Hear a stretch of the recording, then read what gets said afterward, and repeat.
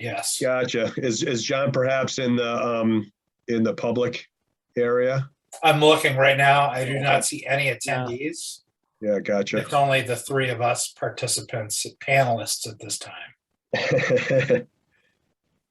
And we're in So, the clear. Tom, you had sent an email, it looks like, about 9 minutes ago. I did. And you know, part of this meeting, I think, is just kind of getting us back in mental state and back into this sort of where we left off. And, you know, I won't keep slobbering about all you guys, but I really am sorry that my life just took a left turn at the turn of the year, and I've just not been able to attend to this with everything going on with my job change and everything else. So I've been trying my best to get back into it. I went back over my notes. And so long story short, what I sent you is a very preliminary working draft that we can build on, but at least maybe it's something of a draft report. Well, first of all, great job on generating this document. It looks really good. So, as a starting point, good. I think it's something to work. You know, I started by taking a deeper refresher dive into the zoning, and maybe, you know, I wanted to circle back with you. I know you haven't had a chance to read it, but, you know, we talked about this being potentially developable as a major residential development. And as I got into the weeds of the MRD bylaw, you know, there are some limiting factors that limit what we could do, including, you know, the number of units are limited by the number of conventional subdivision lots that could be created on the property. So, Todd, and I see where you have it in brackets, like, you know, what do we think about the MRD path? Yeah. I think it's good to mention it because it is factually, technically correct. Yeah. But the key is the historical, Joe, if I remember correctly, the developer that you brought in was sort of on the same page, that it was the historical adaptive reuse that seems like the most compelling and easiest path. I think, if I remember correctly, there are some specific grants that can be used for the reuse of it. So therefore, there's something to it. It's also on the historic register, the National Historic Register, which I think also opens it up to some other grants as well, which I wasn't aware of. But even before we get into the grant and the finance, yeah, right, just zoning feasibility, right? That's where I was going with that. Yeah, perhaps you would know better than I. But yeah, I mean, put it this way. I mean, there were avenues open either way. I mean, there's certainly some benefits, as we both know. There are benefits either way, depending on what you want to do, how you want to do it. There are benefits to keeping the building as is and getting different types of grants. And there's also, you know, if you wanted to maximize the space, you would want to eliminate the building to do it. But that doesn't mean that you're going to get a better deal or better money or better units out of it. So what you're describing right there is MRD. Okay. Getting rid of the building, scraping the site, and starting over. That's one way to go. And then the other path, which, Tom, in your document at the end of this draft, it says B. Like, you could even do A, like zoning feasibility, and then do section 1 MRD with the Well, I was going to ask. That's one of the things I wanted to ask you, and I want to put you on the spot and do it now. But I wonder if you could look at, you know, the zoning bylaw better than I do. Is there something other than the MRD where we could do multifamily? Yeah, housing? that's where, like, I don't know if you remember, but about 2 or 3 meetings ago, I had done a review of the zoning. Yeah. And I had circulated a document, but I don't. That was on like my work computer for a job that I've left. Right. I think I deleted it. Yeah, I might have it somewhere in my someplace emails. Because you deleted it too. But there was. Did you outline another provision of the? the Okay. historical adaptive reuse, Ah, which gotcha. allows for apartments. But that's something a developer or Yeah. the town can do. Like So now. hold on, Jesse. My recollection is, and correct me if my memory is faded, that the issue with that historic adaptive reuse bylaw was that I thought we concluded that if the existing school building was definitely a historical building and could fit within the adaptive reuse, so you could chop that up into as many units as you want, but that it was unclear. I think we concluded that it wouldn't apply to us being able to construct additional units on the 3.5 acre parcel of land. Absolutely correct. Yeah. So I mean, I think we concluded the school building at worst is it could only be chopped up into 2 units, and at best could be chopped up into maybe 4 to 5 units. See, so that's where I'm like a little differing, because what was the name of the developer, Joe, that you had in the meeting? He was a chair Emerson of Emerson. the Mass Builders Association, Yeah, right? I could have sworn Emerson said we could do 4 to 6 units in that existing structure. Yep. Yeah, I had somebody actually toss another idea at me that had sort of kept up a little bit with what we were doing, and he said, we could easily cut the lot in half, sell 2 acres off to help fund the project, and then whether we get the grants or not, use the money we derived from the lots to build out the school and 1 or 2 other units or whatever we wanted to do with the rest of it. And it wasn't a bad idea.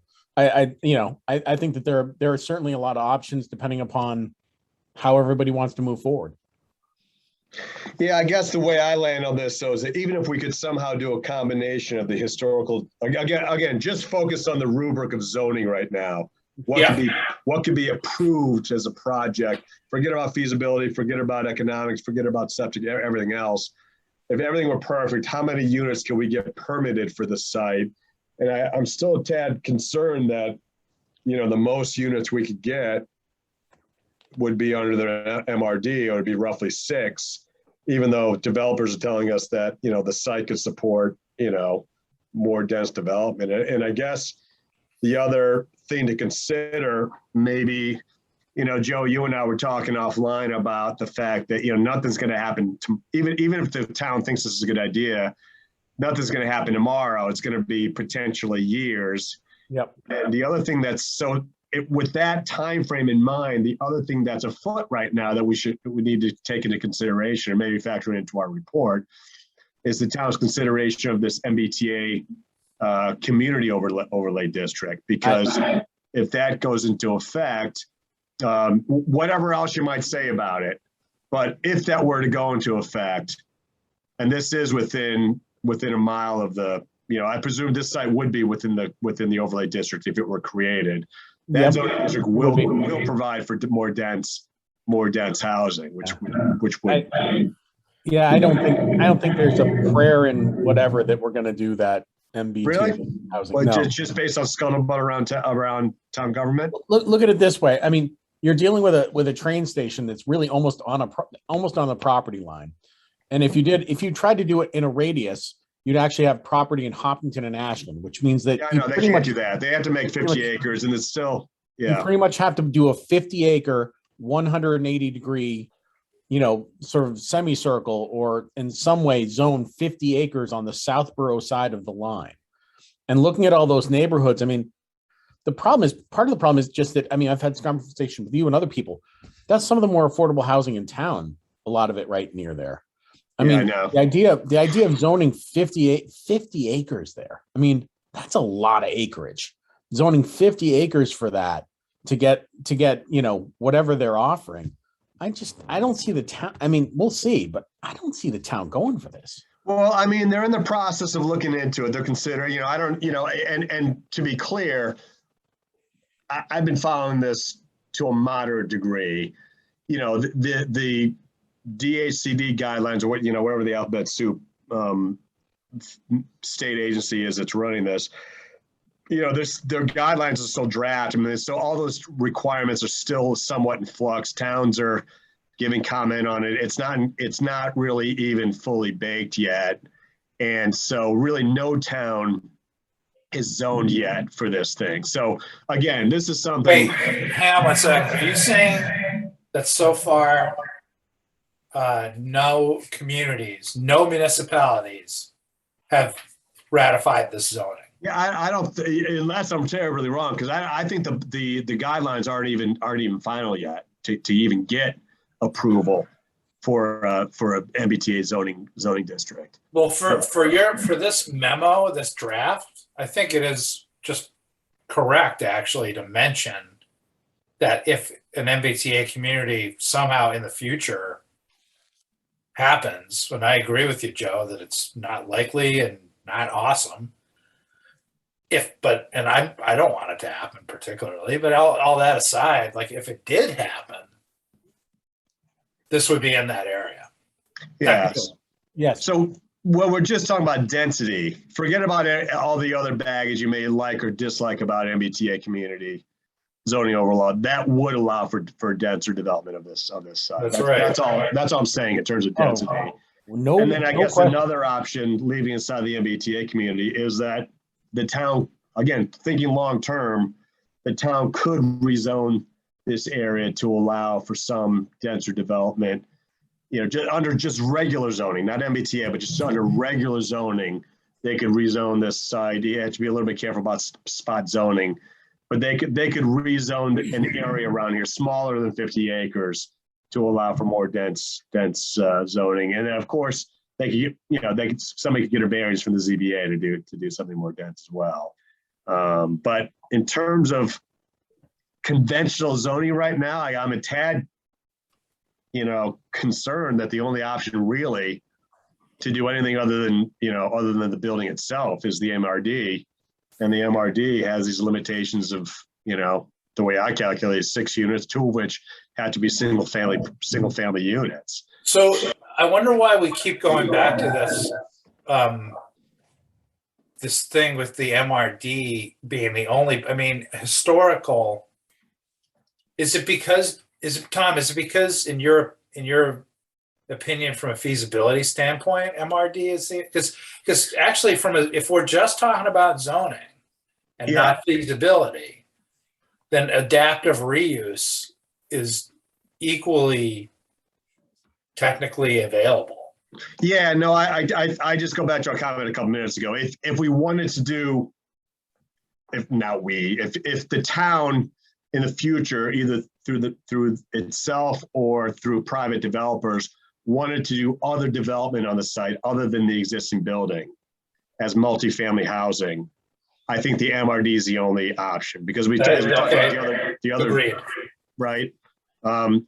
Correct. One option is they don't do anything else on the rest of the site and they just take the building and chop it up into condos. That's one option. We could differ on whether that's a great option or not. If the site could otherwise support, if we're trying to create affordable housing and the site could theoretically support, at least a handful of other units, it would seem to me like a missed opportunity to not use the larger parcel of land to create more. So anyway, but that's part of this overall analysis of what the zoning feasibility is of the site. There's just pros and cons to each, and maybe the MBTA community is an option, and maybe the best option is just for the town to rezone it and add an affordability component and get exactly what we want, for this particular site. It's something that I haven't even. Oh, sorry for the feedback. I'm not sure why that's happening. Oh, I'm not hearing anything.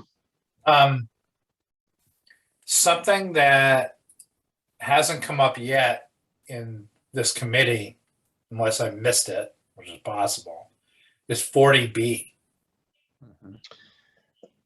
Yeah, but it's a matter of getting. Yeah, 40B we could throw in there, but the problem with 40B is that if we want this to be a truly affordable, if we want to create under an MRD 6 units or under some other thing, 10 or 12 units of affordable housing, a 40B project will only be, I think it's 10%. So a developer's going to come in and put up, however many units of housing, and only 10% of them are going to be affordable. Unless they're all retained by the town as rentals. So you think the town would do a 40B project on its own? The town could, I Huh. think. I'm not an attorney, but Yeah. I don't see why not. If the town submits it through DHCD and our ZBA, it could get, the town itself could get the permitting. I to think convert that.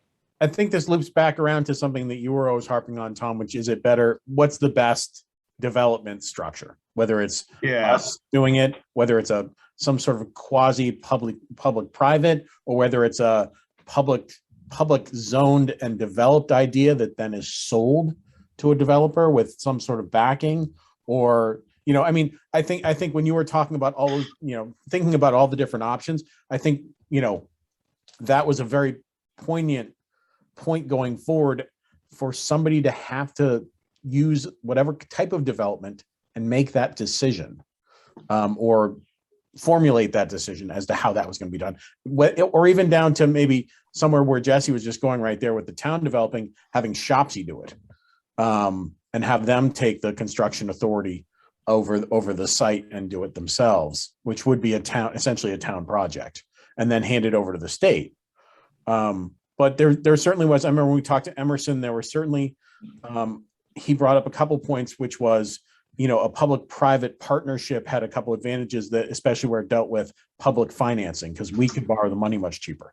So there was a public-private nexus, so to speak, in the fact that there was private developers might want certain things from us and might be willing to work with us to have them, for instance, the zoning, the project, the financing, having the backing from the town.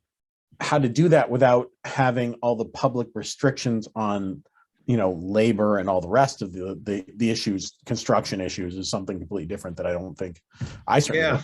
And maybe just to kind of recap this, because I know we all haven't spoken in 3 months as a subcommittee, but just to quickly reframe what we sort of talked about previously, and what's sort of active in my mind is there's 2 different pathways for the town to do this. The town could do it themselves, or they could incentivize a developer to do it, and there's pros and cons of each. I don't do this stuff myself, in terms of public projects, but everyone I talk to that talks about affordable housing says that it's inefficient and expensive for the municipality to do it themselves. And then one of the main reasons they talk about is that the town has to go through a public procurement process, and everything has to be bid, and it's inefficient and it costs more. And then the other thing is, the reality is the town itself doesn't have a lot of experience and expertise in actually developing things like a private developer does. A private developer has all those things, doesn't have to go through the public procurement process, has expertise in developing things, has contacts with builders, and has financing all lined up. They do projects all the time. They know exactly what to do. They do infrastructure design, all that stuff they already do. A private developer would definitely be better at doing it. But the problem, the downside of that is they need to get enough of an economic return to be incentivized to do that. And one of the challenges there is how to give them enough economic return if we want the units to be affordable. I also don't know how the grant process would work. Right. That's where the grants come. Yeah, exactly. And that's how, in our memo, we're trying to piece all these things together and say, if you did do a private developer, they could benefit from this grant, and Joe Palmer is going to fill out what grants are available, what they can apply for, what would that apply with a historical preservation, all this stuff that could come into play. Because when I talked to the guy from the state, I did not ask about anybody other than us. I sort of asked generally from my perspective about the grants. I never asked him about a private developer going after the grants, or if we went after the grants and whether they'd be transferable. I never actually asked that question. Yeah, no, I think in many of the grants, and I think most, if I say with some, trepidation, because I'm not as conversant as you are, but the people I've spoken to, including people that I know in the Mass Development Agency, say that many of the grants are the developers can apply for them individually. So that's where this public-private process comes in. If you're doing it to create affordable housing and create historical preservation, things like that in conjunction with the town, the private developers can get access to these funds. Now, granted, it's a pain in the ass for them. You know, it's if they could just go find a 10-acre parcel of land and develop it conventionally without all these things and with their conventional financing, it's easier, faster, quicker buck than going through all these hoops to develop affordable housing. You know, it's just hard to incentivize them. So wouldn't the Southborough Housing Authority be the town agency that I would think so. I think so. administer Yeah. If the town were project? going to do it, I think the Southborough Housing Authority would be probably the best agency to do it. It wouldn't be SHOPC. We're not going to go hire contractors and Even if it's spun off to even if it's spun off to a private developer, they could be somewhat of an oversight on the parcel and the project. Because obviously, if it's going to be in town, if we wanted to transfer back into state hands and be a rental, then there have to be some mechanism by you transferring the property and the project to a private developer and then have it transfer back. No, I don't. I'm not sure what you mean there, Joe. I don't think whoever does it would transfer. I think I'm actually saying something beyond what we were talking about, which is if we wanted to avoid the problems but want the project and want to have some sort of control over it when it's done, there would have to be some sort of process by which you transfer ownership in the construction to a private firm, with the understanding contractually at the end that you're going to get it back, so that we could still transfer rental. We could still create part of it as, say, rental units that we would then transfer back to the state. So essentially that would actually solve your profit mechanism, because we would parcel out the project and the money, so to speak, give it to a private developer, transfer it all over with contractual obligation to hand it back, if that's possible. You're a lawyer. I don't know. Yeah, But I in guess theory, I'm a little slow tonight. I'm not quite sure I'm getting it. Like a developer. well, it's like buying an option on a property, right? So you sell it with an option to buy it back, right? But we'd have to build in sufficient financial incentive to the developer. Yes, that's what exactly. I understand the developer would go develop it, and then we'd buy the project from the developer after he completed. Right. Yeah, but that's not how developers work. They wanted to build stuff so that they can sell it and make a profit. Right, but the idea would be, if it's under the cost controls, that they would make X amount of dollars at the end by selling it right back to us as the client partner. But Joe, what would be the difference between that and just hiring a developer? Well, the idea would be, if we were looking to avoid. That's the other way to do it. Yeah, hire a project manager to do it. If we were looking to avoid having the entanglements of the municipality with the project. So basically what you're doing is you're selling the property to the developer with the plan, having worked out the finances with them, saying we'll buy it back from you at X price, and you buy it, they're buying it and giving up and signing the option for us to buy it back at the end. So they would make X amount of dollars by doing the project. I like that. I think I just found a phrase for that: an inverted flip. Ooh, interesting. Look, it sounds like a hard sell. Yeah, it's definitely high control. It's a high control situation. No question. No question about that. Because you'd have to stop the developer from just doing something on the open market.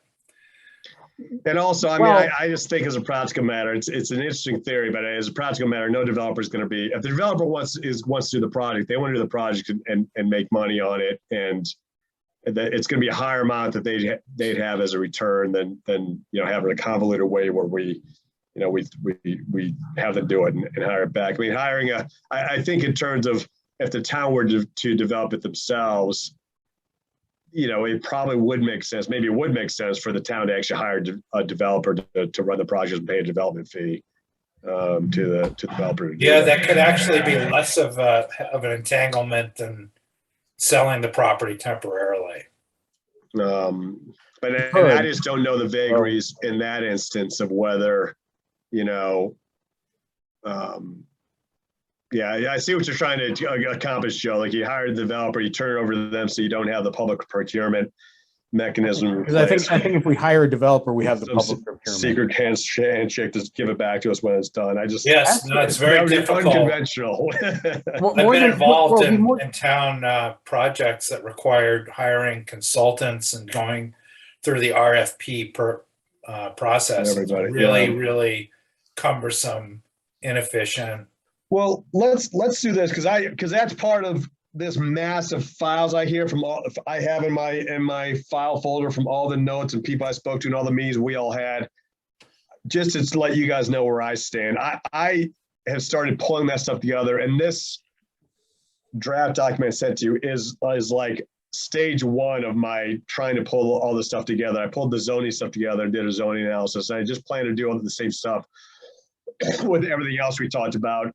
A bunch of which we'll sort out, at least based on my notes when I get to sorting them out, as to how we landed in the past on how those two divergence points would make. And my thought is that I keep going with this report and re-present it to you guys to sort out once I have more of this on paper that we can then sort of work with to refine and sort out in order to the extent I've not ordered it well. So Tom, that's great. Just my one ask is, and I'll try to dig up that zoning analysis that I had circulated. Jesse, So you can wait. Sorry?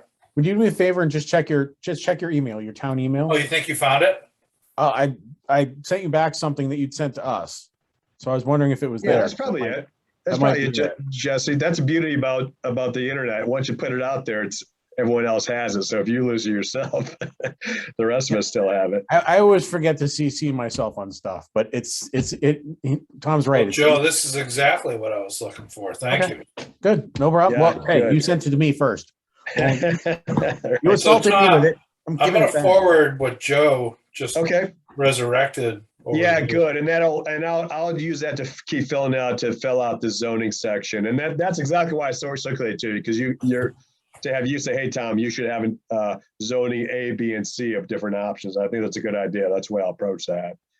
Well, in terms of having you write it is great, but I mean, like, for instance, obviously I have a lot of I wrote up a bunch of the stuff for grants and things. Is there a section for that as well? Yeah. Then why don't I put together a list? I hope to have that here. I hope to have what I had there already, and then headers for the next 5 or 6 sections, 2 or 3 of which were going to be grant things. And I'm sorry, I just didn't get there. No, that's okay. I was wondering where you're going, because it sounded like so that's why you're taking a lot of writing on yourself. Yeah, I want to. So here's what I think, Joe. Because I think I know where you're going. After this call, as I keep getting this, my next step is going to be to create those headings for the next sections, and then I don't think we need a meeting for me to. I can circulate to you guys before the next meeting so that you guys can start thinking about, like, my idea is, hey, here's a section on, financing programs, programs. Friend Joe, please fill in, or Joe, please, add your notes on this, and then we can bring it all together. So I do envision that different ones of us will have different pieces that we'll all bring together. I just tonight created this beginning document that we can build on and create more sections that we're gonna add to it. So that was my plan. That makes sense to you. And so I don't really have much else. I mean, that's sort of where we're at. When we last left off 3 months ago, we're back in December, I think, was our last meeting. We said, well, let's go ahead and just start writing the stuff up that what we already have, even though we may keep building. So I think that's sort of where we're at still. And so my apologies again. I'm the one that's dragged this down. I'm behind, but I'm going to start catching up on this. And then once I get at least the working framework done, to you guys, hopefully over the next several days and before our next meeting, you guys can start filling this stuff in. And at our next meeting, we can bring together pieces of what everyone's done and start piecing it together. I mean, we're not going to do it in a week, but if we start getting a working document that we can all start working on, I think it'll be progress. Do we have any minutes? I don't know if we have any minutes. Oh yeah, that's right. The formalities.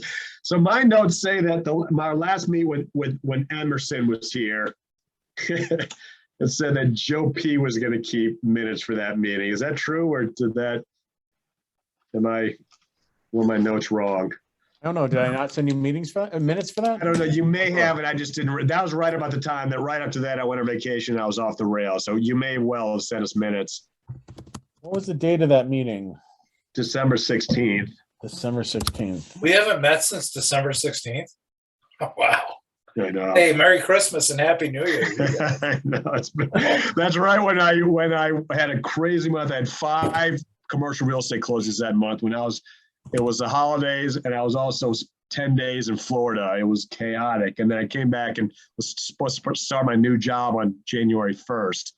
Wow. And so that's when I went off the rails in terms of anything else in my life.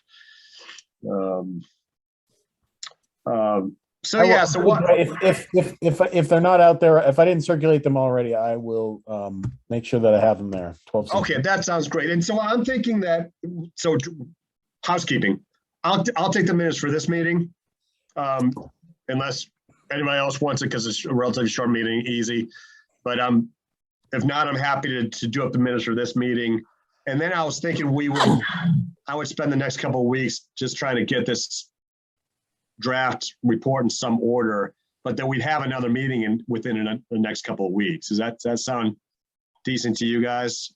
Just because we're really behind. I think our deadline is June 30th, so we're starting to push up against our deadline for our report.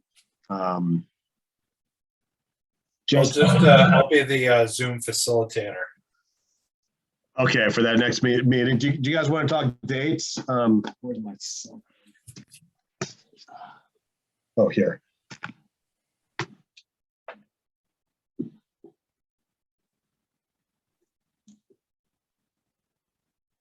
So that would be May 25th.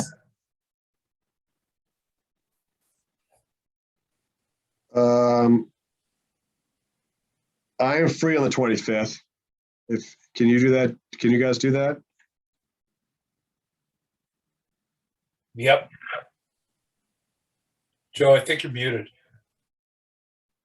Sorry. I have another committee trying to schedule something, and that was one of the days floated, but we can put that in there and just see what happens. I could do the 26th. Jesse, is Thursday still not good for you or no? If we just went 26th is okay.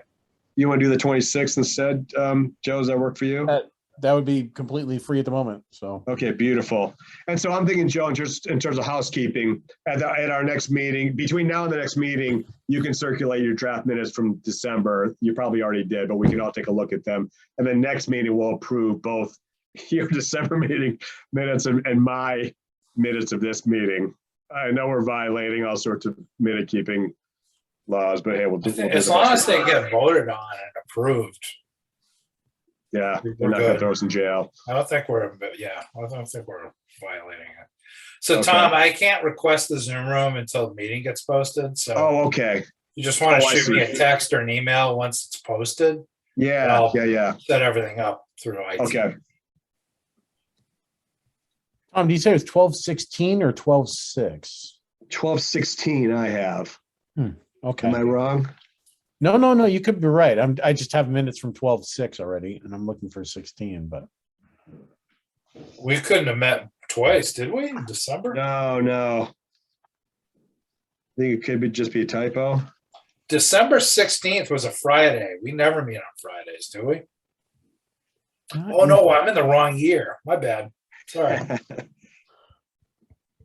Oh, but now that you say that, it's just easy enough for me to look. I have 12. Let's see.